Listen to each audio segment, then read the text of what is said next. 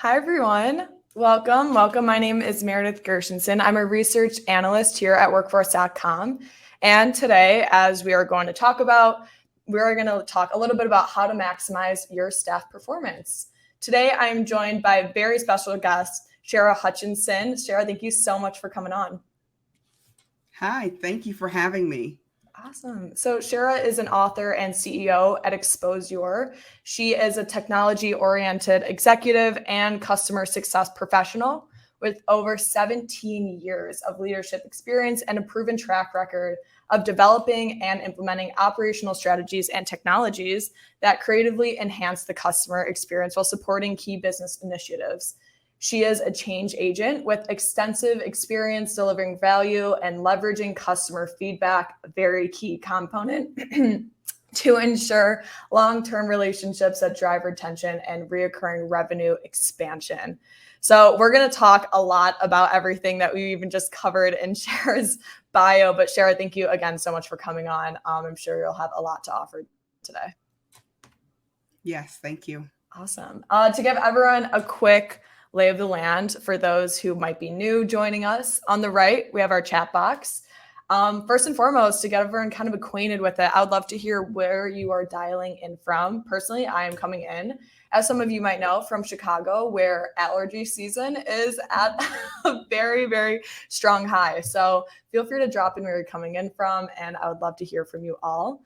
In this chat box, you can drop in any questions that you have throughout the webinar. I love to hear from you guys, and we will be sure to get around to those questions at the very end. We'll have a last minute, 15-minute Q&A with Shara to answer all your most burning questions. We also have a couple of poll questions throughout the webinar as well. Those will just slide up right on the bottom left of your screen. And again, it's really just a good way to interact with you all, see where everyone's heads are at. And we have a really awesome handout from Shara, and I'm so excited to be passing this out at the very end of the webinar for you guys. It's going to be on unlocking team potential, a guide to elevating staff performance. And I'm telling you guys, this is the most chock full informational handout I have ever handed out personally from one of these webinars. It has everything. I'm talking about everything from top 5 reasons for staff underperformance, 10 questions to ask when seeking to maximize your staff performance, 3 quick wins to boost performance, 3 ways to measure performance, and contact information and any additional resources you might need. So Shara, I'm so excited. Thank you so much for handing that out to us and, giving us that information. Awesome. And then for those who are watching live, I'm excited to be offering those SHRM and HRCI PDC credits. So if you're a member of SHRM or HRCI, I will share these PDC IDs at the very, very end of the webinar. So please stick around for those. If you have any questions regarding those IDs, you can email me at meredith@workforce.com. And finally, to close out our little intro here, to give a little background on what we do at workforce.com, we're HCM software that specializes for businesses with hourly staff. We run these webinars really just to present our findings and our learnings and data from our own personal clients. So to kick things off with all that said and done, first of all, really awesome to see where everyone's coming in from. We have definitely covered a good amount of the US, to say the least. We have some Canadians in here. Valerie, I see you. This is awesome. All right. So my question for you, Shara, is I would love for you to tell me about some of the work that you do and some of the clients that you work with. Yeah. So first of all, hello to everybody. And thank you, Meredith, for having me and for giving me all those kudos about the handout. I was like, you know what? The way she described that handout, I probably don't even need to say anything. Just read it. But anyway, No, I'll still talk. So my name is Shara Hutchinson. I am the founder and chief change strategist, is what I call myself, at Exposure, and author of the book Barefoot in the Boardroom. I love change management and really helping people connect to the changes that are happening in the organization so that companies, their initiatives are met.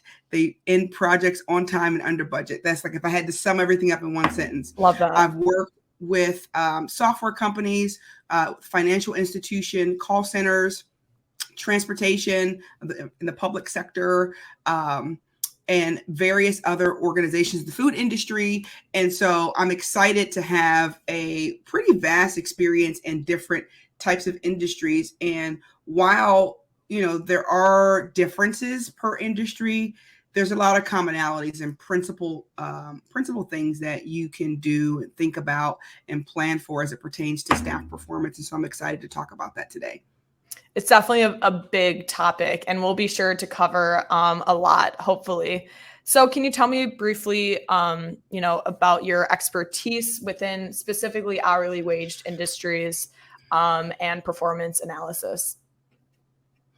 Yeah, so my expertise, again, working in various industries, hourly wage employees. First of all, I found out that there's a difference in the public versus the private sector, right? Because you have unionized rules, you have various factors, also talent acquisition in different types of hourly wage environments are a little bit different again, but some of the same principles. Expertise in learning and development, of course, change management, performance management. So helping to inspire, especially hourly wage employees, their salaries may be a little lower than some of the higher level employees who are salary. And so finding ways to motivate them, finding ways to create career paths for them, finding ways to keep them engaged and connect them to the overall big vision of the company and make them feel like they're important. One of the things that I really feel like I have an expertise in is helping to retain that talent by helping them to feel like they matter. Like sometimes when I go in and survey organizations, hourly employees feel as if things are just getting dumped on them a lot of times, where it's like, oh, they'll do it. So I really, if I had to boil my expertise up in just one word, it's like the people. That's what's most important. And I always say, you cannot get to where you're going without your vehicle, and your vehicle is people. And so if you can manage those people, you can get anywhere. I think that's so well put. So what are some trends that you and your team have been seeing surrounding performance within these shift-based workforces? So a lot of trends over the past few years, especially since we're just coming out of the pandemic. I think we're out of the pandemic. Maybe we are. I'm like, let's continue on. Finger crossed that we are. But I've been we've been seeing several trends over the past few years, especially, and I think they're holding steady even now with, remote work, remote scheduling, right? And with that, there are, especially hourly wage workers, depending on if you are in what's considered like an essential worker, like sometimes if you can go make more money and be at home versus going into a store, retail, or whatever the case may be, a hotel or anything like that, then you may decide to do that to get more pay. So like the shift to more remote work scheduling. Also, when there are hourly employees, especially scheduled based, sometimes it's difficult to manage those schedules and to know who has what skill. Sure. Especially in a unionized environment, having to understand, okay, if I need to, switch shifts with someone, are they qualified to do this type of work type of thing? I've also seen a shift in the managerial styles, going to more of a coaching format, whereas before it's kind of like, I'm the leader, you do what I say, but there is a uprising of like, no, coach me, partner with me, help me. And if you don't, you're going to lose the people. So like I've also seen increased use of performance and analytics, right? Like, so dialing in not just to the KPIs of the business performance, but like the people analytics. And then lastly, but not least, two more things that I'll say. One is the understanding the need for organizational change management. Companies do fairly well with project management, which is like managing the resources in the timeline. But again, the change management is the people. And with COVID happening, recognizing that you have to be able to bring people along and make them feel like they're part of the change or they're going to jump off the ship. And then the last thing is an increase in employee well-being and mental health. So like there is a huge need, like I need a mental health break or, whatever, like really being sensitive to people's emotional, mental well-being, investing in it and making it a part of the work culture. Mm-hmm. It's really interesting. I dropped in a poll question, and I'm curious on what your thoughts are here. I asked, what are the biggest challenges you face when it comes to maximizing staff performance in hourly wage industries? Select all that apply, and the top two selected ones are high turnover rates and retaining top talent, and the other being addressing scheduling and shift related challenges. Cher, is this something that you're seeing within your own work with some of the companies that you worked with? Is that reflecting here? Yep. Yeah. Yeah. High, especially not even just hourly, roles, salary roles as well. There's high turnover. And we saw this paradigm shift over the past couple of years, especially with the increase in remote work, where you could live I live in Ohio, right? Live in Ohio and work for a company in California and make a California wage, right? Mm-hmm. So why do I'll leave my employer that I'm working with and make this higher wage, and you can work from anywhere in the world now and choose these different types of companies. And then there's also a huge, if you hear about the gig economy, where people are freelancing a lot, right? So then if you can become an influencer on social media, if you can write speeches on Upwork or Fiverr, or you can do graphic design, like all of these people are finding their skills that they have and saying, I can make my own schedule.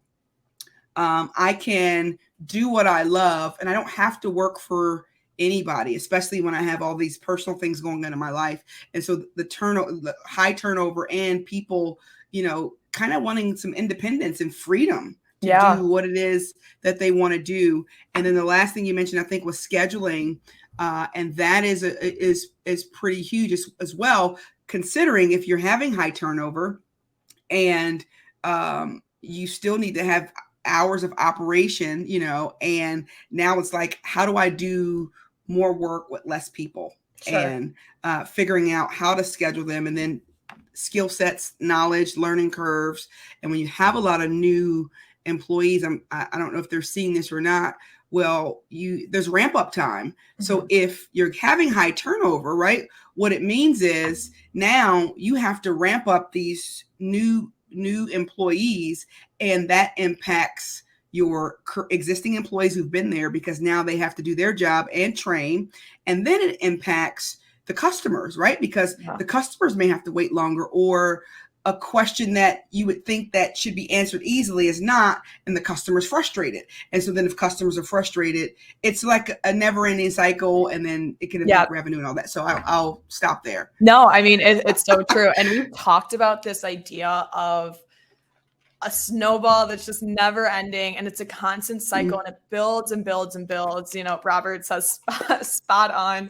It's so true. It's a vicious cycle. It's a dog eat dog world, and it's constant with top down communication from organizational aspect of leadership all the way down even to the frontline staff, the managers, and affecting the customers at the end of the day. And it's that constant cycle. It's pretty vicious. So making sure that you kind of can get some sort of wedge in there, whether it's engagement, whether it's feedback, surveying, anything like that, and getting a pulse check on where things are maybe falling apart or accumulating in a negative way. Great. And we'll talk about some of those factors as well. Quickly, I did get a couple questions regarding the handout. I know everyone's really excited about that. I will be sure to hand that out at the very end, so be sure to stick around for the end of the webinar, and I'll pass that around. I want to dive into identifying and understanding some of the key factors of maximizing your staff performance. So first and foremost, what are those key factors? What are some of the key factors that impact performance within hourly waged industries?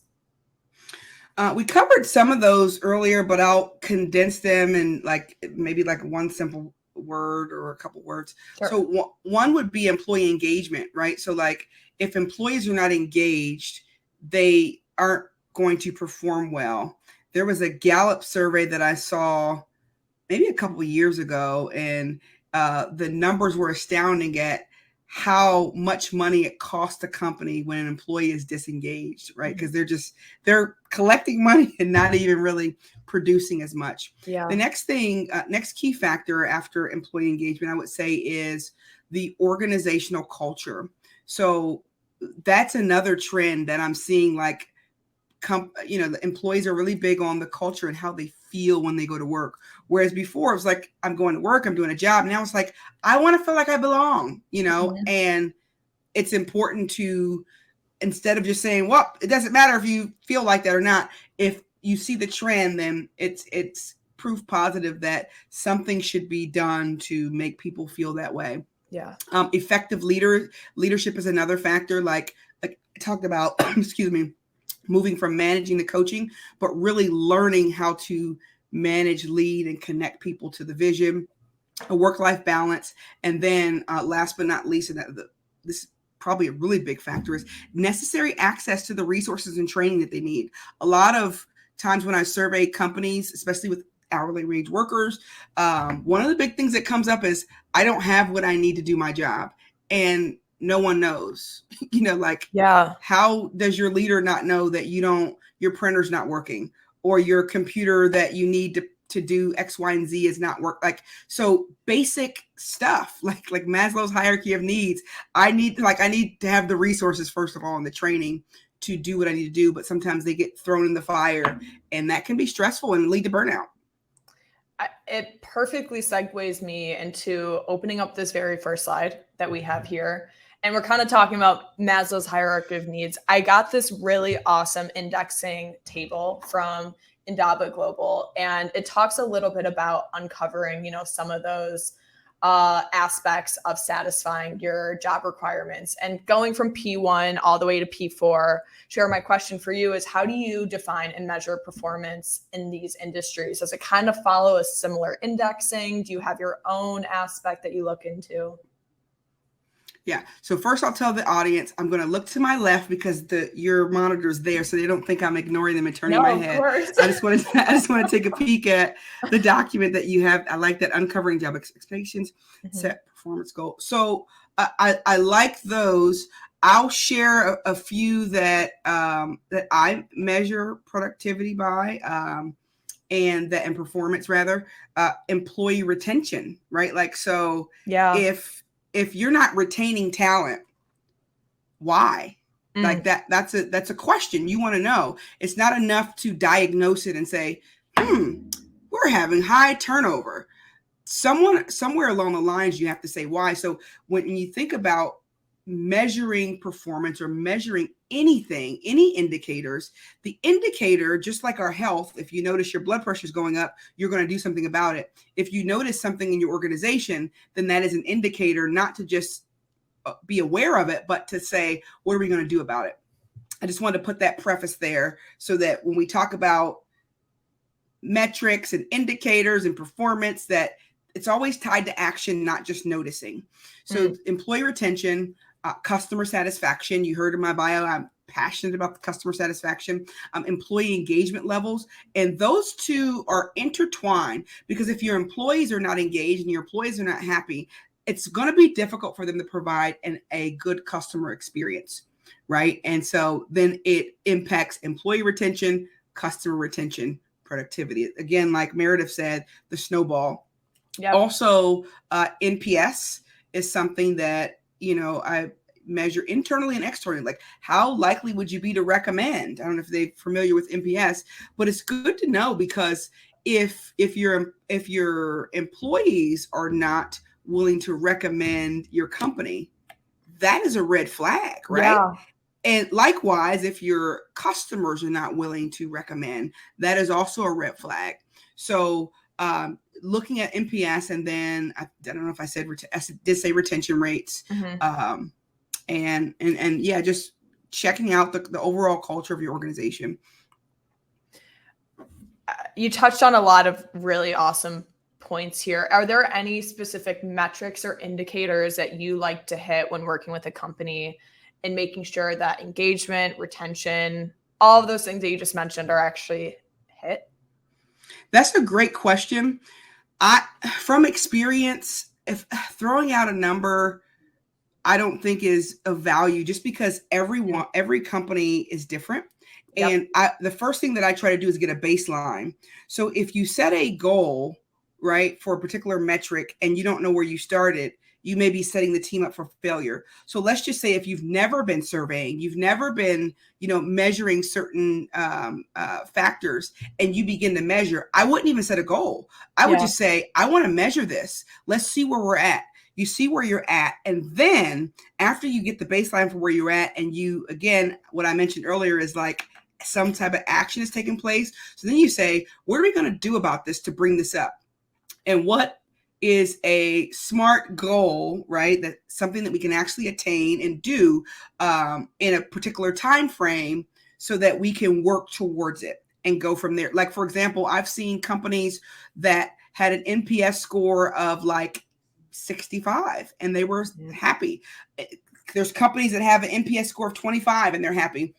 I've seen companies, I used to work with a software company, and their NPS score was like 92, And so it varies by industry and by whether or not you've been in the habit of working towards that, and conditioning and training your customers and employees as well.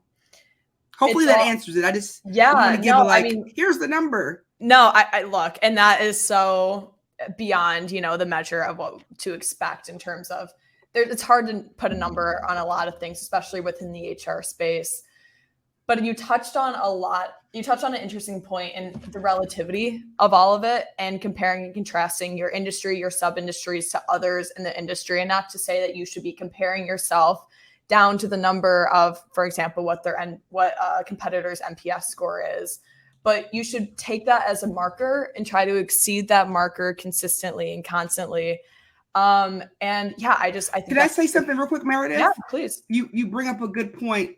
Benchmarking is so important. Yeah. So one of the things that I also found out is different industries, have different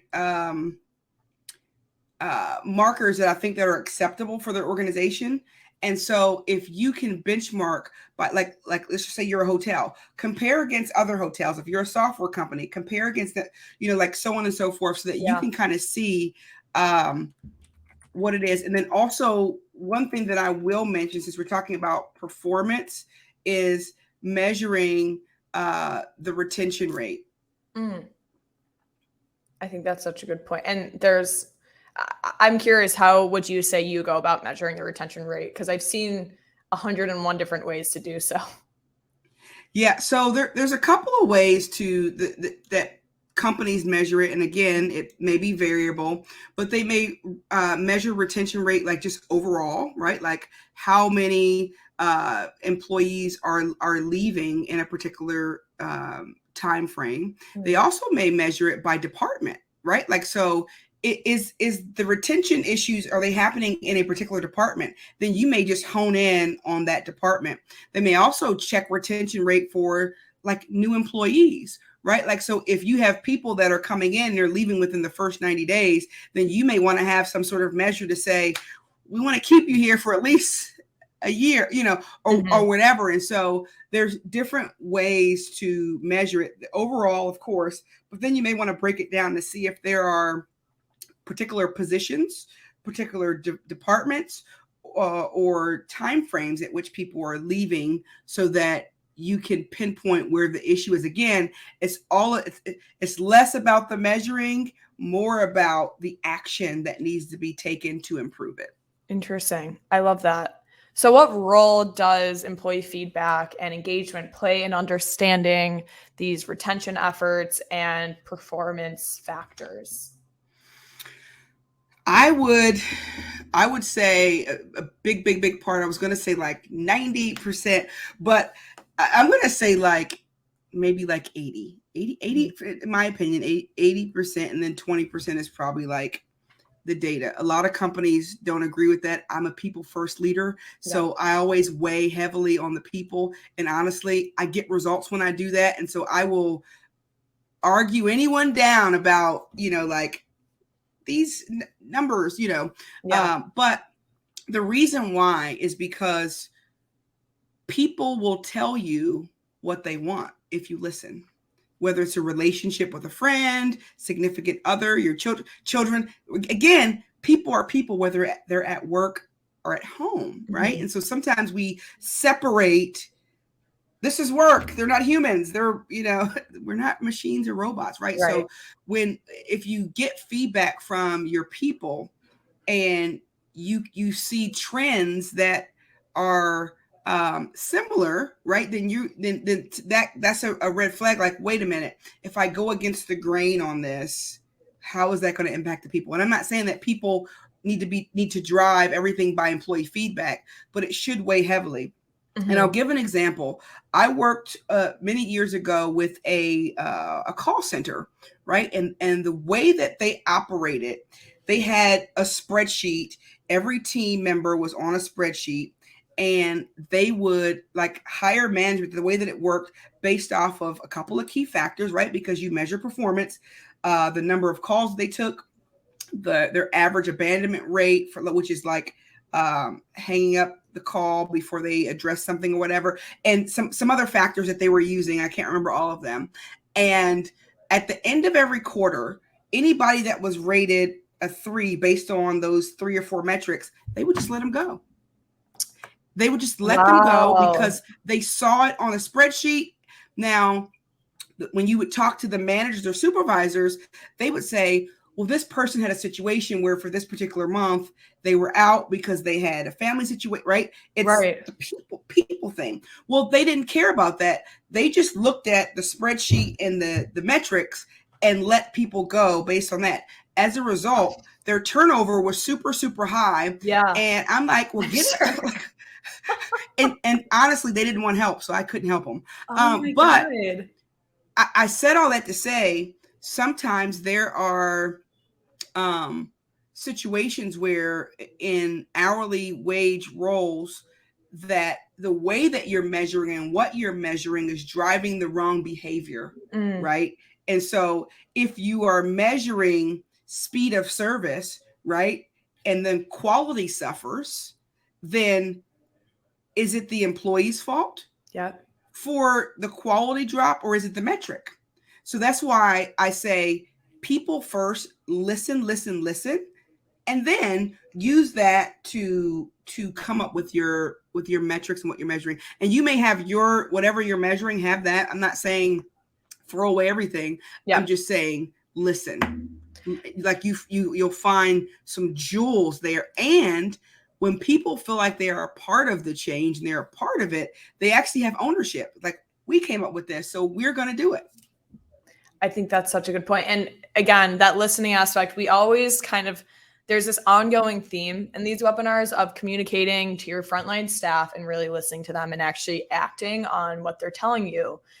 And both Robert and Wendy had really, really awesome points in the chat box, both highlighting the importance of P4. And Wendy even said this step is often skipped in organizations in the road to promotion. And I think what you're uncovering here, Shara, is when you're listening to your frontline employees, you will hear that P4, yes, is in fact being skipped and is probably the training that they need. They need the extra support. And that is going to maximize at the end of the day their own performance and the organizational's health in, labor costs and expenditure and profit. So it really, again, if we're talking about that cycle, let's flip it to something more positive, because I really think that aspect of communication, listening, it really goes overlooked because I think it sounds like such a small point.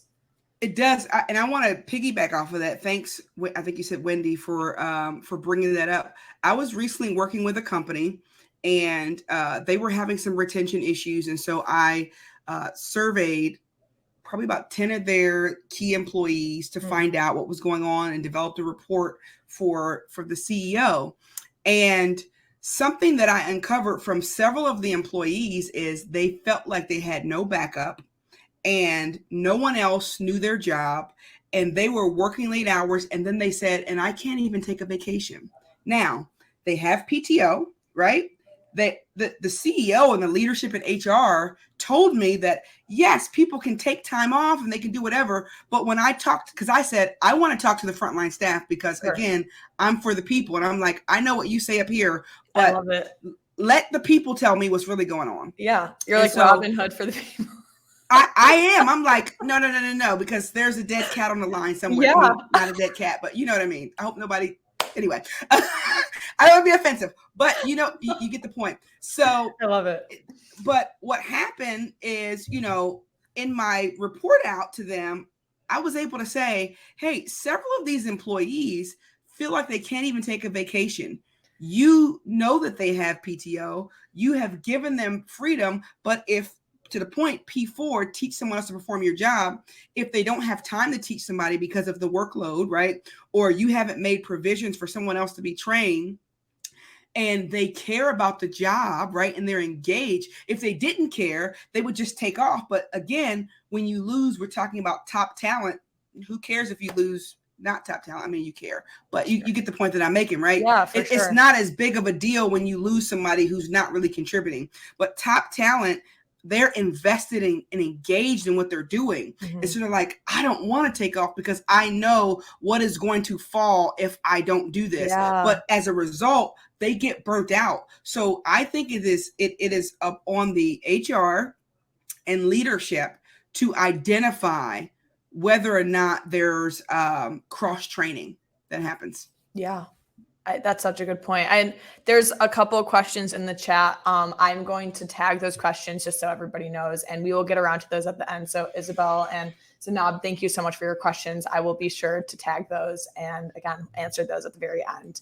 I want to focus our attention very quickly on this slide, a really awesome SHRM article, white paper on onboarding new employees and how to maximize that success.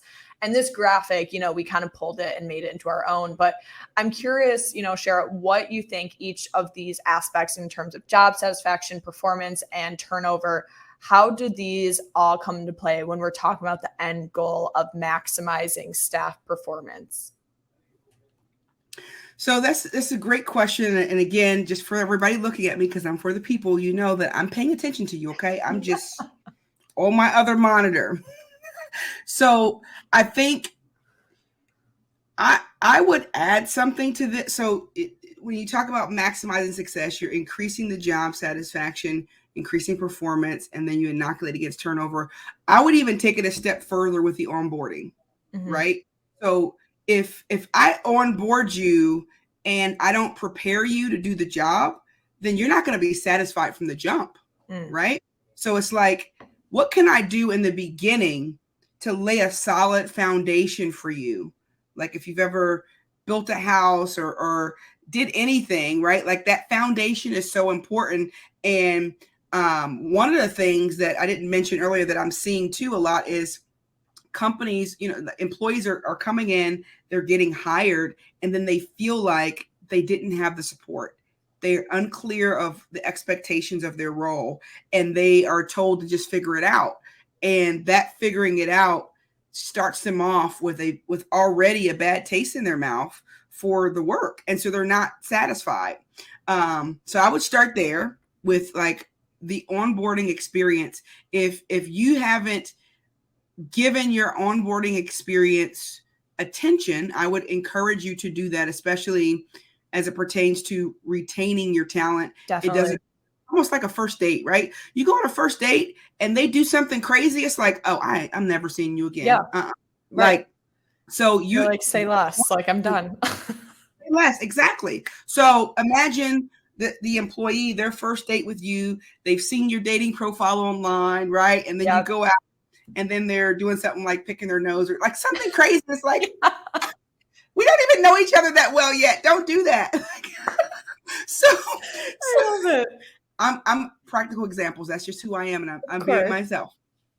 But when they come in, right, and they see that no one's following the processes, they ask a question, and people look at them like, "Don't you know already? We hired you." You like, and instead of helping and being there, and their leader is not accessible, and all these things, right? Like so, onboarding. I spent a lot of time there. Increasing job satisfaction. Yes, this is really good, especially for existing employees, right? We talked about the high turnover. So how does that impact people who have been there for a long time? I mean, have you considered that? I've heard of, what is that term that's floating around, like the quiet quitting and then the quiet promotion. Yeah. The quiet promotion is what I want to deal with, right? Because quietly you're promoting someone, right? Because you're bringing in all these new people. The people who have been there, they're charged with doing their job and training, because a lot of companies don't have a training department or training division to help ramp people up. So this person, imagine you're doing work, and every time you're trying to make progress, somebody's coming to you asking a question.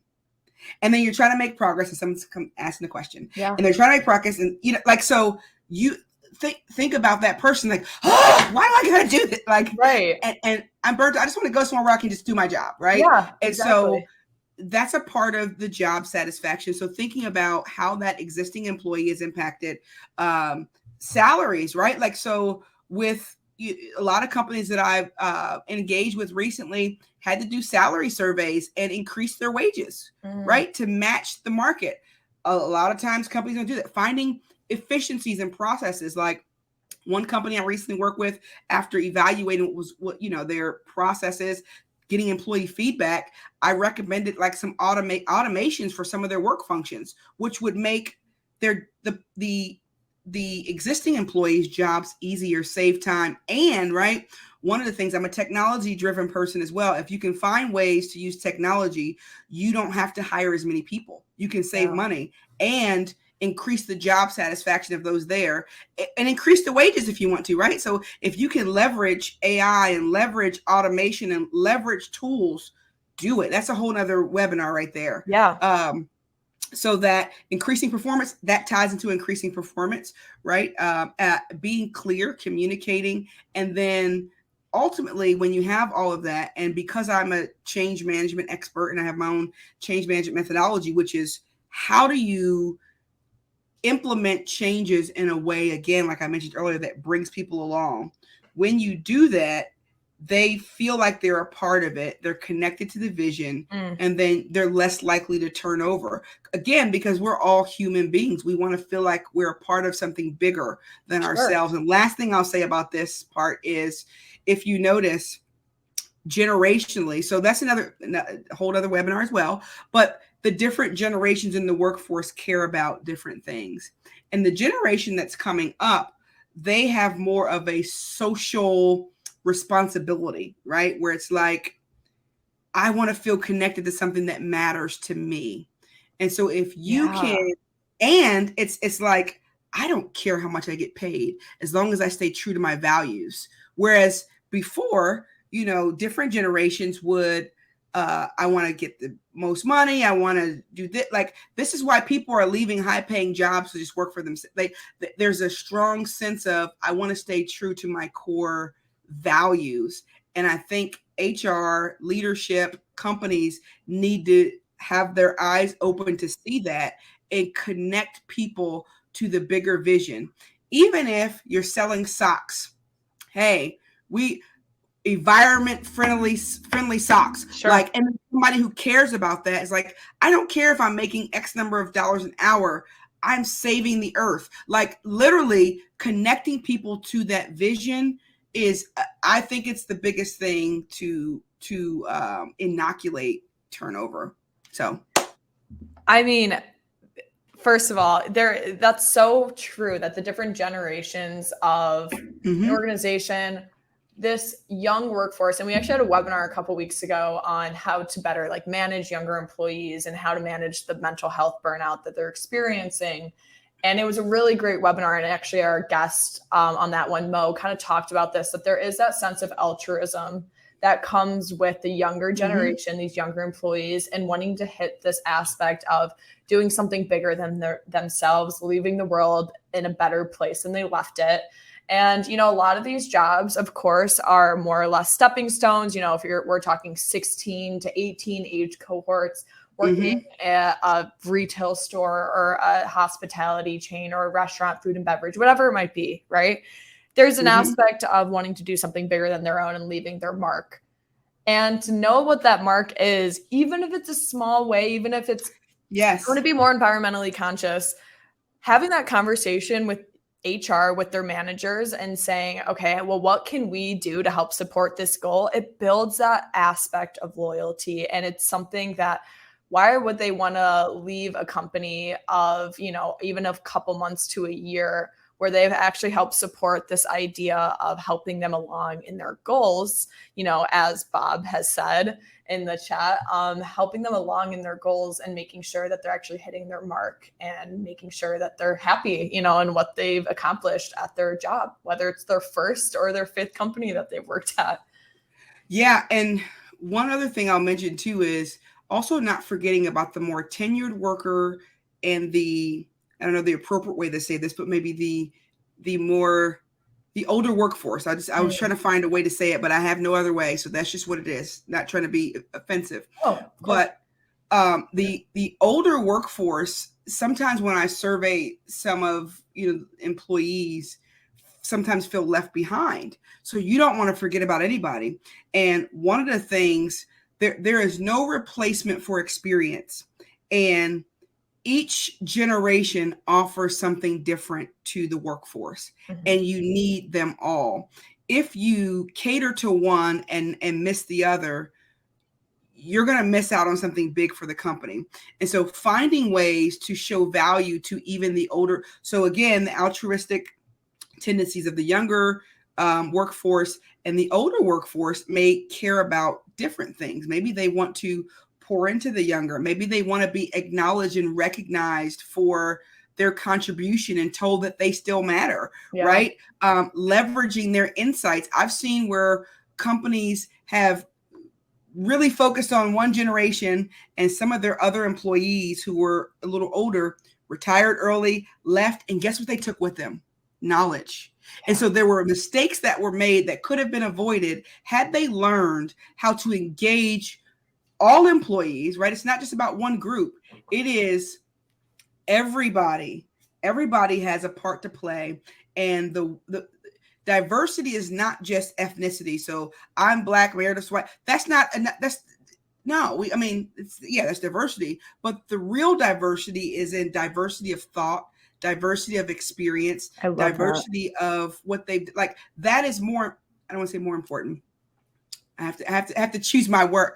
It's, to me, it is the most important. And if you get that, you get everything else. So it helps serve your employees, serve your customers better, and all of that, because you have representation and perspective. I worked with a public transportation company, and the majority of their ridership were impoverished.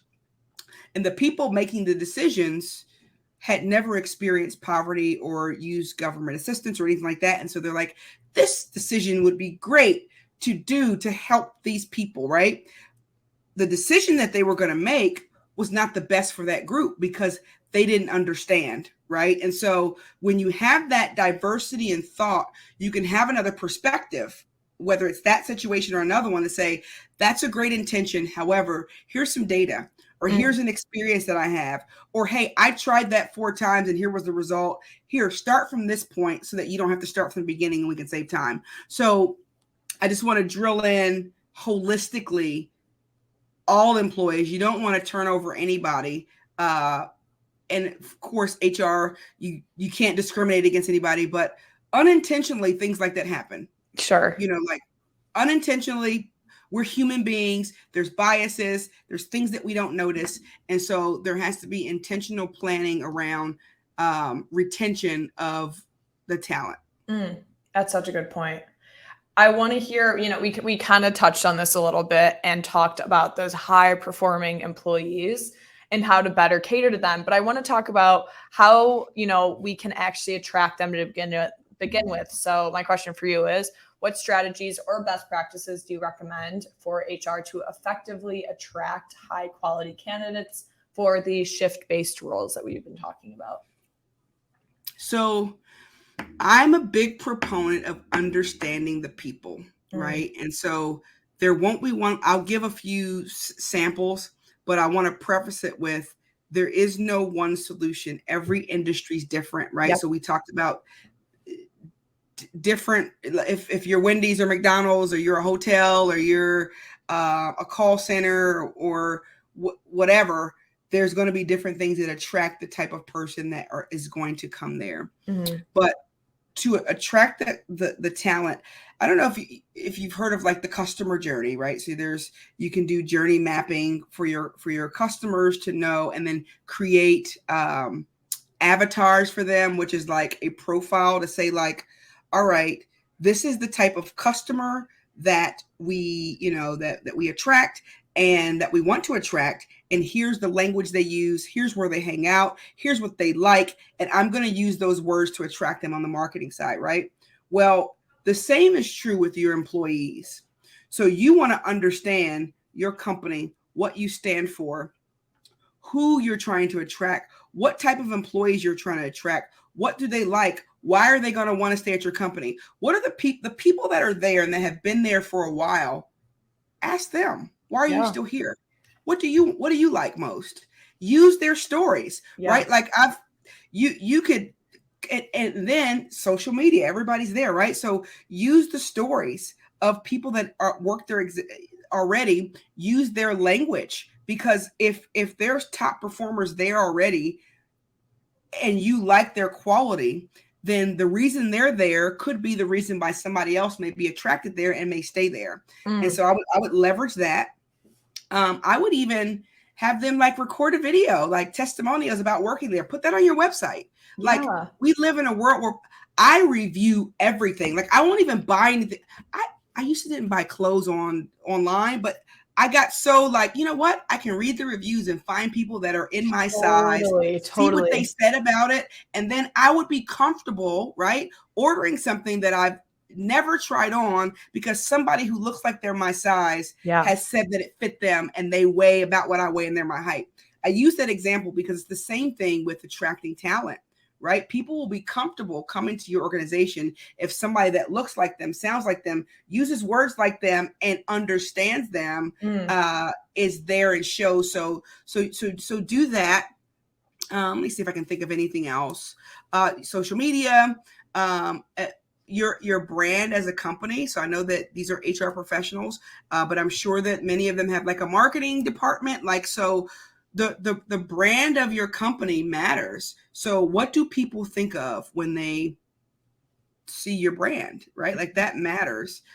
Building partnerships in the community, and with like educational institutions. Maybe you can partner with, there's like programs where people are doing like trades or they're learning different skill sets. Maybe you can partner in the community with those organizations and have training programs. We have a school here where I live in Ohio called, I think it's called Crystal Ray, and they're a high school.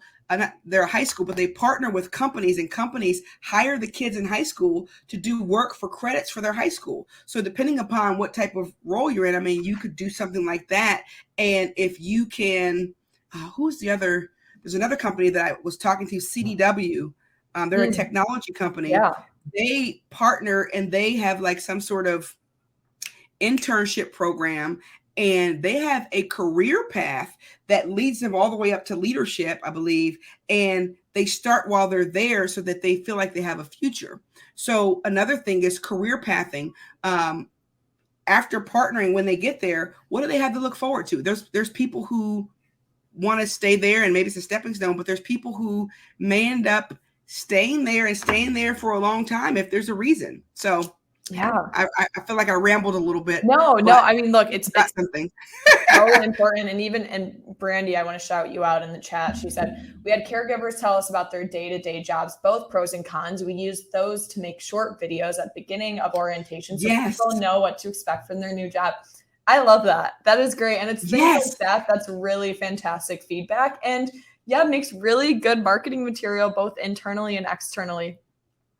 And another thing that I've seen done that works with, use the employees, but also your customers. Yeah. So like, let's just say if you work at a nursing home, like you have a nursing home, and a patient says, wow, my family doesn't come to visit me, but my caregiver, when they come in, they check on me, they make sure I have my book, and I smile, and that makes me get up every day. I'm just making something up, right? Sure. But a story like that on your internal, it doesn't have to go external, right? But internally sharing with your staff, here's the type of impact that you're having. you are like family to this person. You see what I'm saying? Like sharing those things and sharing the impact. I was working with a software company who services utilities. And so what they did was they had the utility workers sharing stories about how using the application helped them get to gas leaks faster and help them get to, power lines down when there was an accident. And so it made the employees feel like, wow, I'm not just customer service. I'm saving lives. You see what I'm saying? Like, so I'm not just a person that passes out food at a nursing home. I'm nourishing someone who has nobody else or who feels like it's connecting them to that vision. So thank you, Brandy, for sharing that. So great. I want to move quickly on to implementing effective policies and strategies. So my question for you, Shara, is what are some of the key components of a successful performance management policy or system? So I would say communication is the number one. And I'm going to say how. So not just a blanket, communication, but if you're going to manage performance, if any employee that they're going to have a direct manager, direct supervisor, those supervisors and managers need to be equipped with communications tools and strategies to give feedback to. I can't count the number of times where employees say like, wow, I got disciplined and I didn't even know that was coming. Why? There's no reason an employee should know about their performance until annual review. Why? So equipping every leader needs to be equipped with communication. They should be having some sort of touch base with employees where they're sharing feedback, and everything doesn't have to be like a disciplinary action. Sometimes it's like, hey, you didn't know this. Let me tell you first. And then there's some sort of performance improvement process that you go through, right? Where it's more about educating and preparing than it is about discipline. A lot of times in hourly wage roles, it's more about, 3 strikes, you're out. You missed it. Like, engage with that employee and make them feel like they're a human. So the communication, equipping the leaders to meet and have some sort of touch base with them, hold them accountable. So as HR, how are you making sure that leaders are communicating effectively? So this cascades, right? So if employees are leaving and leaders, there's a quote that says, people don't leave jobs, they leave bad leaders. I don't know if that's true, but what I do know is if you don't like your leader and you're not getting the communication you need and you're not feeling like you're being developed, then you're more likely to leave. Yeah. Goal setting. So setting goals. And again, this is a recap from what we talked about, connecting that person to connecting their goal to the overall goals of the company so that they feel like they matter, giving continuous feedback, and then finding ways to recognize them, and not just recognizing everybody at a blanket level, right? There are people who don't want to be acknowledged publicly. If you called their name and said, Meredith is so great, I just want to thank her for folding up all 50 towels. She's going to be like, first of all, who cares? Like, leave me alone. I don't want that. But if you know that Meredith likes Hershey Kisses, and you bring her a bag of Hershey Kisses and you're like, you know what? I know that you like these Hershey's. I just want to show my appreciation. That means a lot. You don't have to go out of your way and do anything big, but if you know your employees and you're communicating, then you can find ways to recognize them individually in a way that matters to them and doesn't make them feel, as if it's just for show. Sure. I love that. I really love that. And I mean, you know me so well, sure. I do love Hershey Kisses. See? I'm for the people. I'm like, I would love that and a shout out. So I'm like, all the love languages I'm here for. Gift giving, words of affirmation. Let's hit them all. I love that. So I really quickly want to turn to this last slide we've got here before quickly going over the Q&A. But I think this is super important to touch on. And it's a really awesome article on 8 practical ways to improve employee performance. And a lot of them seem really simple, but when you dig into them, they're actually a little more complicated than you think. Share, my question for you looking at this slide is, how can organizations actually align their performance management policies with the unique needs and challenges of their shift-based workforces? I'm going to go back to the beginning, just getting to know the employees, Yeah. right? All of these, we kind of covered these. Yep. But I would say talk to them, survey Yeah. them, find commonalities, and develop a strategy to address it. And then I want to, in the document that you're going to get, there's questions to ask, there's ways to implement some changes and measure it. But I'll say, if you're experiencing high turnover, right, and you want to improve employee performance, and I think asking them the questions is going to give you the answers you need for your plan, because it'll be unique to each person. And so it's like, if they're leaving, why are they leaving? Are there certain, or if they're underperforming, why are they underperforming? Are there commonalities for those reasons? And then check also onboarding, right? Because again, it doesn't just start when they get in there. Check your onboarding process. Yeah. And I'd say develop a strategy, and then hold yourselves accountable for it as HR. Like, hey, this is my goal. Take it to the CEO. When I tell you, so many leaders wait for, this is like somebody to tell them something, but when you take initiative and go to top leadership with like, hey, I noticed this and I want to take the bull by the horns. I've been talking about cats, bulls, everything. But anyway, I want to, take responsibility, and here's what I'm doing. I've surveyed these employees. Here's the data that I've got. Here's the trends. And here's the top 3 things that I'm going to do to address it. And I want you to hold me accountable. And by this time next year, this time in 6 months, I'm expecting to improve the retention from 20% to or 15% to 20%, whatever it is, right? Like, so have something measurable and bring it to top leadership, and you probably will get promoted. I'm just saying, because they'll be like, oh, you took ownership? Right. Like that is, it's important, and it makes you feel as an HR that your work is not in vain, because it's not lost on me that HR can be a role that where you feel burnt out, where you feel like you're constantly on a hamster wheel and nothing is getting done. And people don't always listen to HR. When I talk to these companies, they don't. That's why people hire me sometimes, because I have to come in and be the voice. Like, listen, you need the people. So I just want to acknowledge you all and say that you're doing great work, especially in this economy where turnover is high, people are leaving, and HR is getting burnt out. I talk to a lot of HR professionals. And so hopefully something that I said today resonates and gives you tools to be able to get results and to remember that what you do matters. Yeah, I love that. What a great note to end on. I want to quickly go over a couple of our questions that we have live. And for those who are asking in the chat, this is, of course, recorded. I will be happily sending that over to you guys later this afternoon. Once the recording is done processing, you'll be getting the recording, the slides, the handout, everything you need. So if you guys need to hop off, I totally understand, and I will be in contact with you all with the recording as well. I do want to go over some of the awesome Q&A questions that you guys have all asked. Starting at the very top with Carla. Carla asked, after identifying which things are impacting employee engagement, how do you to hire management onboarding with shifting the way performance management is addressed in the company? I would say metric, so top management cares about the bottom line. They care about numbers. They care about the impact, right, financially. And so finding a way to connect the retention, your findings, with how that's impacting the dollar. Otherwise, they just don't listen.